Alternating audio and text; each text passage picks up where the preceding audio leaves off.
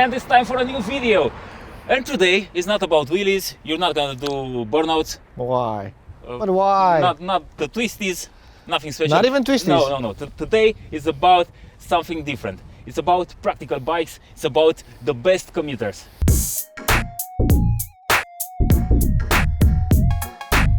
Yes, and for the commuters, when you say commuter, you say low fuel consumption, increased comfort. You can ride it on the highway, and it costs under $10,000. So let's check them out. We've picked the best bikes. Let's check them out, and we'll chat about each one of them. Okay, let's go to the bikes. My first bike was a roadster, a naked bike. It was a Honda CB500X Hornet. What about you? I had only super sport bikes, but after trying a naked bike in the city, I was amazed by its performance and the way it handles, the way you can switch it between cars, and the way it tackles traffic. And for that, I've put on our list for today the MT-07 and the MT-09 from Yamaha, which are, in my opinion, the best naked bikes out there.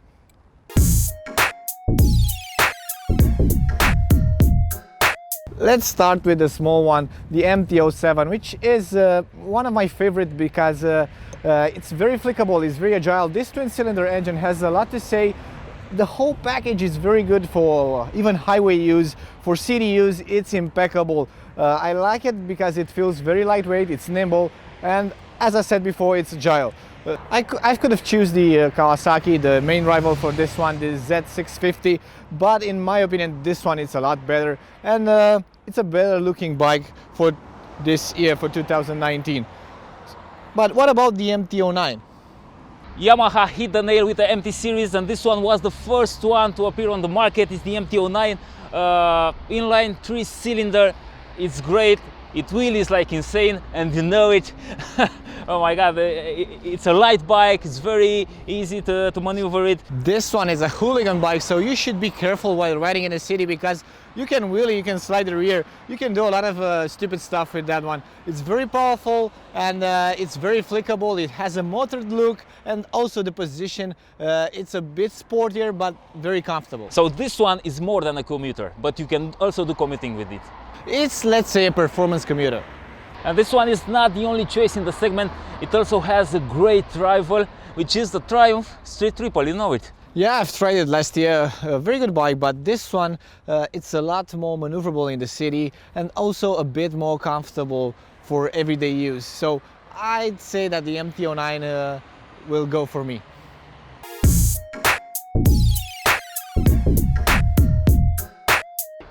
You know that I love adventure bikes, and even you started to love them.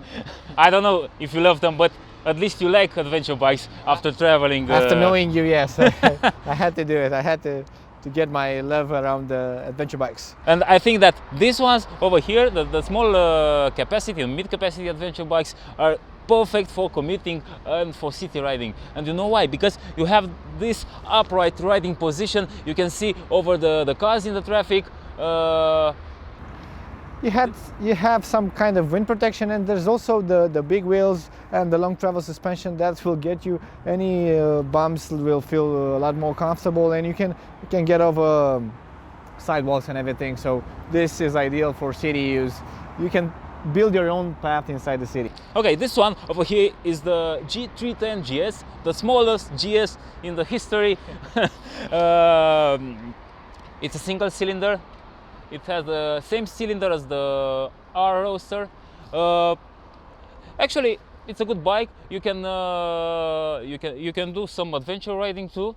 I've seen that you crossed river. Yeah, with, it's not an off-road bike. One. It's not a. It doesn't have the same performance as a, I don't know, as a KTM, let's say, or as the FA50GS. It's not the same suspension, but still, it's a good bike for beginners. And that one over there.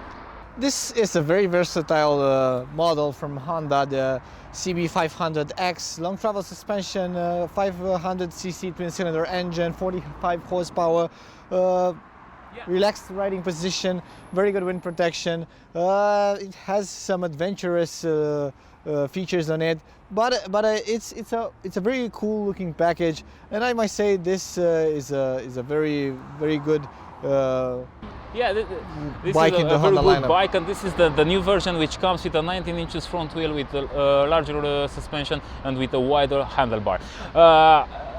They're not the only bikes in the category. This one has some rivals. It's the Kawasaki Versys X310X. Also Suzuki built a bike like this one. Yeah, the small V-Strom. Exactly, the small V-Strom, and we're waiting other bikes to come. Other bikes to come, yes. But this Honda over here will make your life a lot easier. It's a very good package. I like it. But what about the bigger stuff? Something like this, but a bit bigger.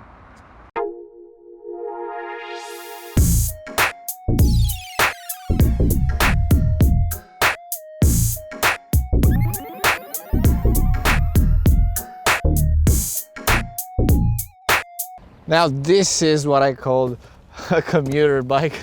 Check out this feature over here.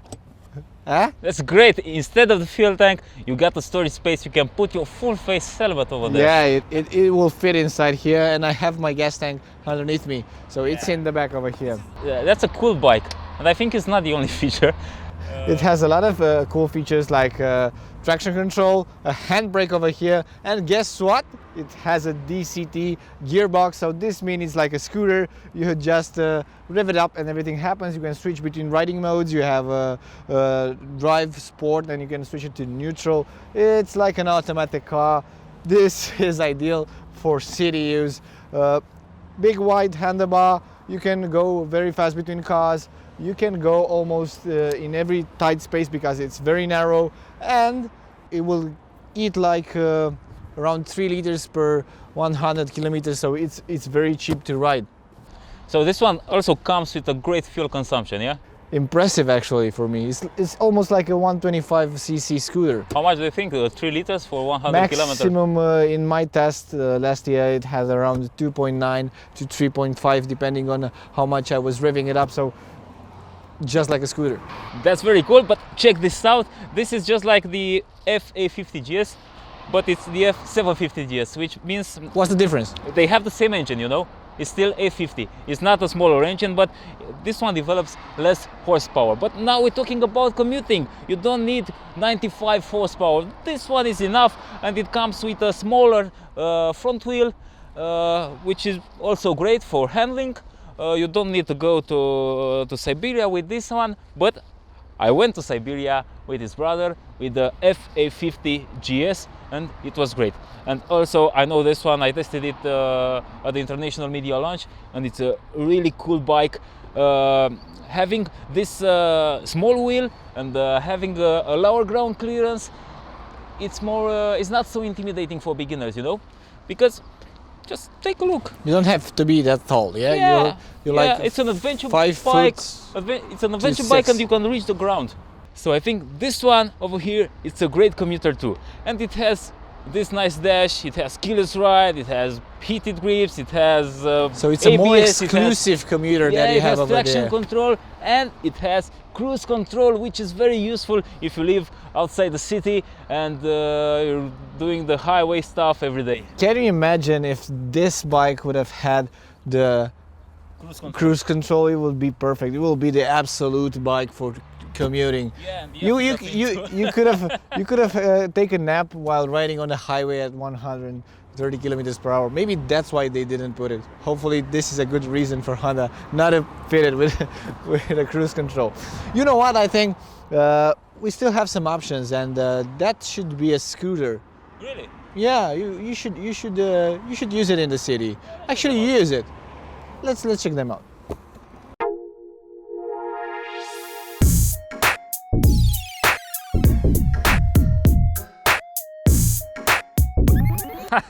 Now this is a commuter, and this one too. You know, this one feels like a sports bike between scooters. Really? Yeah, check out these beautiful lines over here. It's inspired by the XMAX, and it's very aggressive. It has a 300cc engine, and it's very, very friendly in the traffic. And you can also use it on the highway because it reaches around 130 kilometers an hour. So this is very good. In regards to fuel consumption, you don't have to worry about anything because this will take me as a racer 4.5 outside the city while revving it up to a maximum. So I think a 4 is ideal. And as far as I know, this one, the XMAX 300, has a huge storage space. You can fit 2 helmets under the storage compartment. Yeah. And I know that you're a huge fan of Vespas. Yeah, I have a Vespa. It's a You're Italian and stuff. Yeah, I like it. It's the classic commuter, you know. It's the retro Not one. this one, because it's a performance one over there. Yeah, this one is the Vespa 300 GS HPE. This is actually is the most powerful Vespa in the history, you know, the fastest Vespa alive. It has 23 horsepower. Oh, that's huge! Impressive. No, really. It's really fast because, you know, it has only 150 kilos and it's tuned for high acceleration in the city. I really like it, and it comes with bigger wheels compared to the smaller Vespas. You know, because the Vespas, there are two types of Vespas. Two types is the small body and the large body. This one is a large body with a 300cc engine. Yeah, and I've seen that you have a lot of electronic systems over there, like ABS and traction control, which it sounds a bit weird for me, but if you say that it has that much power, you should. No, it's very useful. For example, in Europe, on wet cobblestone, it's very useful, the traction control. So it's better to have it. It's a nice to have. It's not really necessary, but it's a nice to have. And these aren't the only scooters in the market. For example, Honda has the Forza 300. It's the classic Suzuki Burman out here for a while. BMW also came up with a mid-size scooter. But the thing is that the best commuter scooter for me is the mid-size one, because I think the 600 scooters, for example, they are too large, and the 125 and 150 are just too small. So this is the perfect size for a scooter, for a commuter. Let's do a short recap. What do we have over here? The best commuters for 2019. So we have naked bikes, we have a scooter, we have small displacement adventure bikes, and even medium-sized adventure bikes. So we kind of have everything that has a low fuel consumption, costs under $10,000, and it's very comfortable for city and highway use. So what we should choose right now?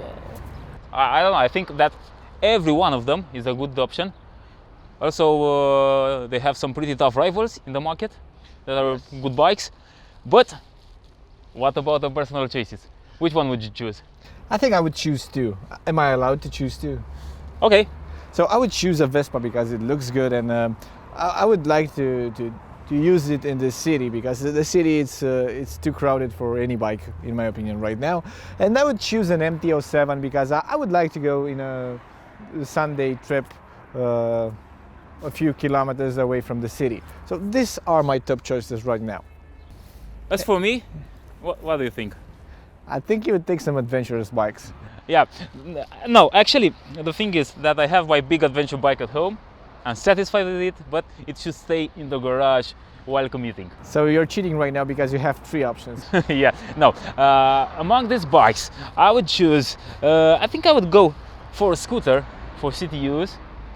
And that scooter should be the Vespa, because I like Vespa and it's classy and it looks cool, even though it doesn't have the same storage capacity as the XMAX, for example. Even though the wheels are smaller, I would still go for the Vespa because it's very cool and it comes with a good price. And I'd also choose the Honda NC750X. It's a great bike because I think it's the best commuter bike out there for some years, because it has that storage space, it has a great fuel consumption, it's comfortable, and it also comes with that DCT gearbox. Okay, so that's all for we'll today. have to split the Vespa till home? Yeah, and I don't think so. I would choose a bike and you go with a Vespa. Perfect. That's what I wanted to hear. That's all for today. Subscribe to our YouTube channel for more videos like this one.